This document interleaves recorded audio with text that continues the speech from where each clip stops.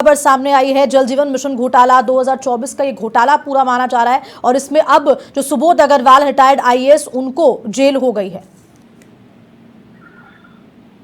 देखिए, बिल्कुल सही कहा आपने कि जो जलदाय विभाग में 2022 से लेके और 2023 तक 2 साल के बीच में जल जीवन मिशन के जितने भी बड़े टेंडर थे, चाहे वो प्रोजेक्ट के हो, 20,000 करोड़ के प्रोजेक्ट से जुड़े हुए टेंडर हो या ओटीएमपी के जो छोटे काम हैं उनके टेंडर हो, इन सभी टेंडरों में करीब 37,000 करोड़ के ये इस पीरियड में जो टेंडर आमंत्रित किए गए थे, ये सभी टेंडर किसी तरीके से किसी में पुलिंग का खेल था, किसी में फर्जी सर्टिफिकेट का खेल था, किसी में फर्जी क्रेडिट लिमिट का मामला था।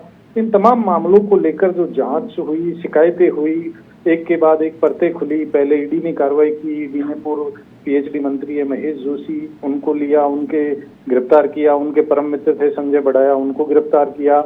इस इरकॉन के जो फर्जी सर्टिफिकेट से जो messrs Shyam tubewell company, messrs Ganpati tubewell company ने जो करीब 960-57 करोड़ के जो काम हथियाए थे, उन कामों में से जो पूर्व एसीएस रहे सुबोध अग्रवाल, उनके कार्यकाल में करीब 350 करोड़ के कामों के वर्क ऑर्डर हुए थे। इससे पहले 2021 से 22 के बीच में करीब 587 करोड़ के वर्क ऑर्डर इन दोनों फर्मों को फर्जी सर्टिफिकेटों के आधार पर हुआ था। तो इन तमाम मामलों की पहले ईडी ने जांच की थी, उसके बाद अब इन्हीं मामलों की एसीबी जांच कर रही है। तो एसीबी की जांच में बहुत चौंकाने वाली चीजें सामने आ रही है। उनमें ये था कि जब शिकायत हो गई थी मार्च में, शिकायत तत्कालीन जो पीएचडी एसीएस थे सुबोध अग्रवाल, उनको भी प्राप्त हो चुकी थी। उनके अधीनस्थ जो उपशासन सचिव थे गोपाल सिंह, उनको भी इसकी जानकारी थी। जो फाइनेंस के प्रतिनिधि के रूप में केसी कुमावत, जो तत्कालीन एफए एंड सीईओ थे, उनको भी इसकी जानकारी थी। उनके नीचे जो तमाम चीफ इंजीनियर थे, उनको इन सारे प्रकरणों की जानकारी थी। लेकिन किसी न किसी तरीके से राजनीतिक दबाव कह लो, मिलीभगत कह लो, फर्मों को फायदा पहुंचाने का जो प्रकरण कह लो, इन तमाम चीजों में उन फर्मों को शिकायत के बाद में, इरकॉन की शिकायत के बाद में उनको छोड़ा गया और वर्क ऑर्डर जारी किए गए, पुराने कार्यों का पेमेंट करवाया गया। तो ये पूरी तरीके से मिलीभगत का खेल था। एसीबी ने अब तक जो 10 लोगों की चार्जशीट पेश की है, उसमें इन तमाम चीजों का उल्लेख भी किया है कि इन लोगों की मिलीभगत पूरी तरीके से सामने आ रही है। अब इस पूरे प्रकरण में तत्कालीन एसीएस सुबोध अग्रवाल का कहना है कि मेरे काम समय में जो वर्क ऑर्डर हुए थे उनका तो पेमेंट ही नहीं हुआ। इससे पहले जो दूसरे अधिकारी थे, उनके कार्यकाल में जो टेंडर हुए, पास हुए, उनका पेमेंट हुआ है। तो कहीं न कहीं वो भी जांच के दायरे में होने चाहिए। ये फर्जीवाड़े का खेल तो पहले से चल रहा है। तो वो अपने आप से ऊपर से ये सारी चीजों को डाइवर्ट करने के लिए जो उनके वकीलों की दलील थी, वही चीज वो दोहरा रहे हैं एसीबी के सामने। एसीबी ने पहले उनके लिए 3 दिन का रिमांड दिया था एसीबी को कोर्ट से, फिर 2 दिन का रिमांड दिया। इस दौरान वो बार बार वही चीजें दोहरा रहे हैं। तो कहीं न कहीं जो उनको फरारी के दौरान जो उनके वकीलों से उन्होंने डिस्कस किया, करीब 30 से ज्यादा वकीलों से उन्होंने अलग अलग चीजों को लेकर मंथन किया था, चर्चा की थी, और जो वकीलों ने उनको राय दी, उसी राय के अकॉर्डिंग वो एसीबी में बयान दे रहे हैं। तो अभी बहुत सारी चीजें एसीबी की जो जांच है उसमें खुलने वाली है। कई अधिकारी और लपेटे में आएंगे।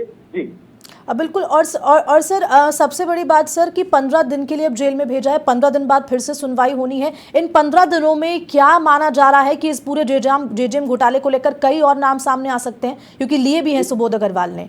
जी बिल्कुल सही कहा आपने कि जो अब उन्होंने अपनी जांच में जो एसीबी को बयान दिए, उसके आधार पर अब एसीबी की जांच को एक नया मोड़ आ गया एसीबी की जांच में। आखिर जो 2021 में इन दोनों फर्मों को, मैसर्स श्याम ट्यूबवेल और मैसर्स गणपति ट्यूबवेल को जो जितने भी वर्क ऑर्डर हुए थे, उनमें क्या हुआ, क्या उस टाइम कोई शिकायत हुई थी, तो उनकी भी अब एसीबी जांच करेगी। और इसके लिए अब एसीबी 15 दिन में इन तमाम चीजों को खंगालेगी। पुराने समय के जो अधिकारी थे उनके भी बयान लेगी। जिनका सुबोध अग्रवाल ने अपने बयानों में नाम लिया है, उन सब का से भी एसीबी बुलाकर पूछताछ करेगी। और एक जो नया मोड़ आया है उसमें उसकी वास्तविकता तक पहुंचने की एसीबी कोशिश कर रही है कि आखिर पूरा माजरा क्या था, क्या पहले भी ये सब तमाम चीजों की जानकारी थी। और एसीबी इस चीज तक भी पहुंचने की कोशिश कर रही है कि आखिरकार ये फर्जीवाड़े का खेल शुरू किसके कार्यकाल में हुआ, किसकी मिलीभगत से हुआ। इन तमाम चीजों का भी एसीबी जांच कर रही है और एसीबी अब बयानों के आधार पर नए अधिकारियों से भी पूछताछ करेगी। और सर, एक और सवाल ये रहेगा कि अब क्या ये कहना सही होगा कि ये मामला समाप्ति की ओर है, या फिर अब नए नए मोड़ देखने को मिलने वाले हैं? देखिए, ये एक्चुअली में 2 प्रकरण है। जल जीवन मिशन के। एक प्रकरण था फर्जी सर्टिफिकेट से, जो इरकॉन कंपनी थी, भारत सरकार का उपक्रम है, उसके फर्जी सर्टिफिकेट बनाकर मैसर्स श्याम ट्यूबवेल और मैसर्स गणपति ट्यूबवेल ने 960 करोड़ के काम हासिल किए। एक प्रकरण तो ये है। दूसरा प्रकरण है इसमें जल जीवन मिशन के जो बड़े टेंडर थे, मोटे पैकेज थे, जो बड़ी योजनाओं को क्लब करके बनाए गए थे, वो 20,000 करोड़ के टेंडर थे। उनमें साइट विजिट की मनमर्जी की शर्त लगाकर चयेती जो 14-15 कंपनियों था, उनके साथ पुलिंग करके उनको 30 से 35% ऊंची दरों पर ये काम देने की साजिश का खेल। ये दो अलग अलग प्रकरण है। हालांकि एसीबी से पहले एक बड़ी चूक हो चुकी है। इन दोनों प्रकरणों की एसीबी ने एक ही एफआईआर दर्ज कर ली, जबकि ये दोनों प्रकरण अलग अलग है। दोनों प्रकरण अलग अलग कंपनियों से जुड़े हुए हैं, लेकिन एसीबी की एक चूक की वजह से ये पूरा मामला गिचपिच हो गया। दोनों क्लब हो गए, दोनों मामले, दोनों प्रकरण भी अलग है। दोनों प्रकरणों में जो प्रक्रिया है वो भी अलग अलग है। एक प्रकरण है फर्जी सर्टिफिकेटों से काम हासिल करने का प्रकरण है, तो दूसरा है कि चहेती कंपनियों को पुलिंग के जरिए ऊंची दरों पर 20,000 करोड़ के टेंडरों को करीब 27,000 करोड़ में ठेका कंपनियों को देने की साजिश थी। इसके बदले इन ऊपर से नीचे तक विभाग में कमीशन की बंदरबांट होनी थी, लेकिन एक शिकायत ने जो प्रधानमंत्री कार्यालय, ईडी और सीबीआई तक पहुंची थी, उस शिकायत के चलते सुबोध अग्रवाल ने एफसी की मीटिंग में इन तमाम टेंडरों को ऊंची दरों पर अप्रूव कर दिया था। लेकिन अपेक्स कमेटी, जिसकी तात्कालिक जो सीएस थी उषा शर्मा जी, उन्होंने उनके पास ये शिकायत पहुंच चुकी थी, तो उन्होंने इन टेंडरों को अप्रूव करने की बजाय निरस्त करने की सिफारिश की थी। तो इनका सारा खेल बिगड़ गया था। लेकिन उसका परिणाम सबसे जो घातक, वो प्रदेश की जनता को, राज्य सरकार को भुगतना आज पड़ रहा है कि उस समय अगर ये सारे टेंडर जारी हो जाते, वर्क ऑर्डर हो जाते, तो केंद्र से जो 50% की हिस्सेदारी राशि थी, जो कि करीब 10-15 हजार करोड़ रुपए राज्य सरकार को मिलती, वो नहीं मिल पा रही है। अब इन तमाम टेंडरों को, सारे कार्यों को अब राज्य सरकार को अपने खर्चे पर पूरा कराना पड़ेगा, अगर जल जीवन मिशन को राजस्थान में आगे बढ़ाना है तो एक तो सबसे बड़ा नुकसान राजस्थान के लिए ये हुआ कि प्रोजेक्टों में देरी हुई। दूसरा, अब इन प्रोजेक्टों को पूरा कराया जाता है तो इन पूरे प्रोजेक्टों को पूरा कराने की समस्त जिम्मेदारी राज्य सरकार की होगी। ये दोहरी मार हुई। अब सुबोध अग्रवाल का कहना है कि उनके टाइम जो टेंडर, जो साइट विजिट की शर्त लगाकर जो टेंडर जारी किए गए थे, वो टेंडरों के वर्क ऑर्डर हुए ही नहीं, तो करप्शन कैसे हुआ? तो करप्शन ऐसे हुआ, एसीबी अब इस एंगल से इसकी जांच कर रही है कि अगर वर्क ऑर्डर हो जाते तो करीब राज्य सरकार पर 5 से 7 हजार करोड़ रुपए की बंदरबांट होती, राज्य सरकार पर अतिरिक्त वित्तीय भार पड़ता। एक तो वो नुकसान होता, लेकिन वो नहीं हुआ। लेकिन दूसरी तरफ अब राज्य सरकार को करीब 20,000 करोड़ रुपए का अतिरिक्त भार राज्य सरकार पर इसलिए आ गया, सेंटर की फंडिंग बंद हो गई। ये टेंडर समय पर पूरे नहीं हुए, इनके वर्क ऑर्डर जारी नहीं हुए। इसी दौरान जल जीवन मिशन का कार्यकाल पूरा हो गया, तो अब केंद्र से जो हिस्सेदारी राशि मिलनी थी वो नहीं मिल रही है। तो कहीं न कहीं ये भी एक करप्शन की श्रेणी में ही आता है।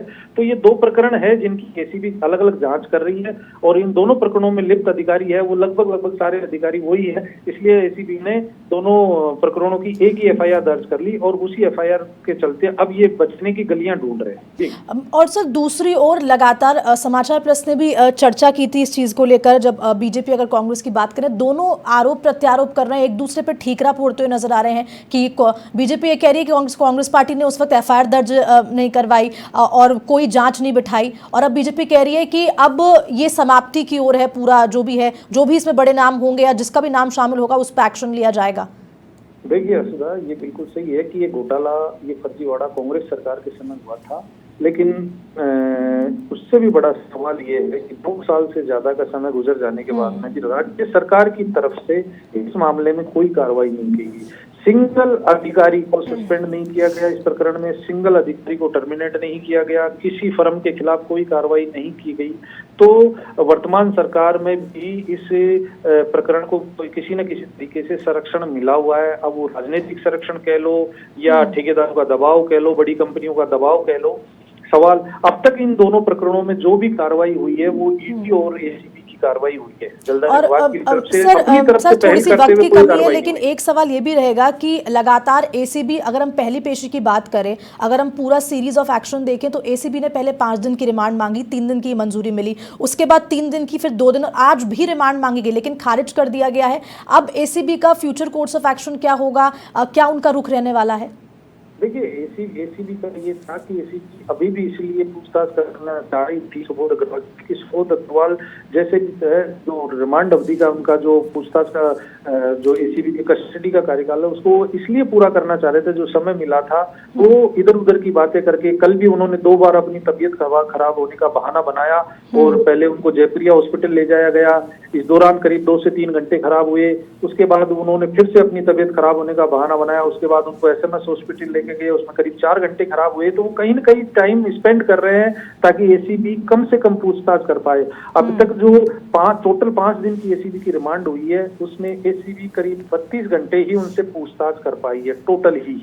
और इस दौरान उन्होंने बार बार अपनी तबीयत खराब होने का 6 से 7 बार उन्होंने अपनी तबीयत खराब होने का बहाना बनाया कि मेरी तबीयत खराब है, मुझे बीपी हाई हो रहा है, मुझे अनकंफर्ट फील हो रहा है, घबराहट हो रही है, बेचैनी हो रही है, पसीना आ रहा है, इस तरीके के बहाने बना के। क्योंकि जो उनको उनके वकीलों ने राय दी थी कि आपको एसीबी को गुमराह करके रहना है, जिन सवालों के एसीबी जवाब करेगी, जिनके जवाब देने हैं, वो हमेशा दूसरों के ऊपर आरोप लगाते हुए हर चीज का जवाब दे रहे थे। तो एसीबी अभी उस फाइनल कंक्लूजन पर नहीं पहुंच पाई, इसलिए एसीबी ने अभी भी कोर्ट से रिमांड मांगा था कि हमें पूछताछ पूरी नहीं हो पाई है। हालांकि आमतौर पर कोर्ट की प्रक्रिया रहती है कि जो एसीबी रिमांड अवधि मांगती है उससे डिमांड की गई अवधि से कम ही समय के लिए उनको पूछताछ के लिए जो रिमांड अवधि दी जाती है वो रही है, परंपरा कोर्ट की रही है। तो उस पर तो कोई सवाल उठा नहीं रहा। लेकिन सबसे बड़ा पहलू है कि जो पूछताछ जिन बिंदुओं पर करीब 128 सवालों का एसीबी को जवाब चाहिए था, उनमें से मात्र 19 सवालों का ही एसीबी को सीधे सीधे सुबोध अग्रवाल ने जवाब दिया है। तो सुबोध एसीबी को प्रॉपर जवाब नहीं मिलने से अभी एसीबी की दिशा जो उनको पूरा तैयारी थी उसके अकॉर्डिंग वो अपनी दिशा तय नहीं कर पाए। और इन 15 दिनों के अंदर एसीबी अभी और कई लोगों को बुलाकर पूछताछ करेगी। जी सुबोध अग्रवाल ने जो बयान दिए उनके आधार पर तो उन अन्य अधिकारियों से भी पूछताछ करेगी। जी ठीक है सर, बहुत बहुत शुक्रिया जुड़ने के लिए और जानकारी देने के लिए। तो सुबोध अग्रवाल को 15 दिन की जुडिशियल कस्टडी पे भेज दिया गया है, ये बड़ा अपडेट आपको दे रहे हैं। अब 15 दिन बाद सुनवाई होनी है और सहयोगी रामस्वरूप हमारे साथ बने